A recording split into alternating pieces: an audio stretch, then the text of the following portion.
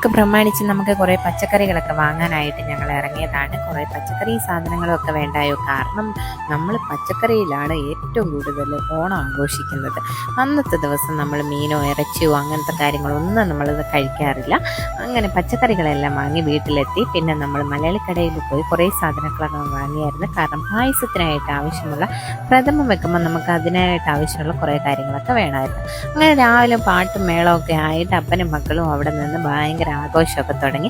അപ്പോഴത്തേക്കിന് സാമ്പാർ, മോര്, തോരൻ, പച്ചടി, അവിയൽ അങ്ങനത്തെ എല്ലാ വിഭവങ്ങളും മമ്മി ആക്കി കഴിഞ്ഞിരിക്കുന്നു. ലാസ്റ്റ് നമ്മുടെ പായസത്തിൻ്റെ കൂട്ട് അവിടെ ആക്കിയപ്പോഴത്തേക്കിന് ഞങ്ങൾ രണ്ടുപേരും ഇറങ്ങി നമുക്കൊരു അത്തപ്പൂക്കളായേക്കാമെന്ന് വിചാരിച്ച് ഞങ്ങൾ പൂവൊക്കെ വാങ്ങാനായിട്ട് മാർക്കറ്റിലോട്ട് വന്നു. പ്രത്യേകിച്ച് ഇപ്പം ഗണപതി നടക്കുന്ന സമയമായതുകൊണ്ട് പൂക്കൾക്കൊക്കെ നല്ല വിലയായിരുന്നു.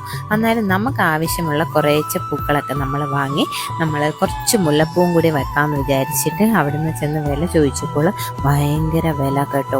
ചെറിയ ഒരു മുഴത്തിന് പോലും നമ്മൾ 35 രൂപയൊക്കെ ആയിരുന്നു ചോദിക്കുന്നത്. ഇതാണ് ഈ ഗണപതി വെക്കാനായിട്ട് ഇവിടെ ആളുകൾ കുറേ ഉപയോഗിക്കുന്നത്. എന്തെല്ലോ പച്ച ഇലകളെല്ലാം കൊണ്ടാണ് ഈ ഗണപതി വെക്കുന്നത്. ഇവർ ഭയങ്കരമായിട്ട് ആഘോഷിക്കുന്നത്. അങ്ങനെ ഈ പ്രാവശ്യത്തെ അത്തപ്പൂ കുറച്ച് ചരിഞ്ഞു പോയിട്ടുണ്ട്. എന്നാലും കുഴപ്പമില്ല, എങ്ങനെയൊക്കെയോ തട്ടിക്കൂട്ട് പണിയായിരുന്നു. അങ്ങനെ പായസത്തിന് നല്ല മണമൊക്കെ വന്ന് ഞാൻ അടുക്കളയിലോട്ട് എത്തിയപ്പോഴത്തേക്കിന് എല്ലാ കാര്യങ്ങളും റെഡിയായി. ഇനി കുളിച്ചൊരുങ്ങിയതിന് ശേഷം എല്ലാവരും ഇലയുടെ മുമ്പിൽ വന്നു. അപ്പോഴത്തേക്കും ചേച്ചിയും പിള്ളേരും എല്ലാവരും വന്നു കഴിഞ്ഞു. ഇത് നമ്മുടെ ഏതിനുള്ള ഇലയൊക്കെ ഇട്ടിട്ട് ഞാൻ ചെറിയൊരു ഫോട്ടോയൊക്കെ എടുത്തായിരുന്നു. പിന്നെ എല്ലാവരും കഴിച്ചൊക്കെ തുടങ്ങി. അതിനുശേഷം അവൻ ഇലയൊക്കെ ഇട്ട് ഫസ്റ്റ് തന്നെ നമ്മുടെ ഫസ്റ്റ് ഓണമായിരുന്നു ഏതെൻ്റെത്.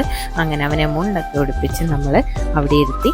അത് മൊത്തവും വലിച്ച് വാരി എറിഞ്ഞ് ചോറെല്ലാം നമ്മൾ ഫുട്ബോൾ കളിക്കുന്നവർ അങ്ങോട്ടും ഇങ്ങോട്ടും ഇട്ട് കളിക്കുകയായിരുന്നു.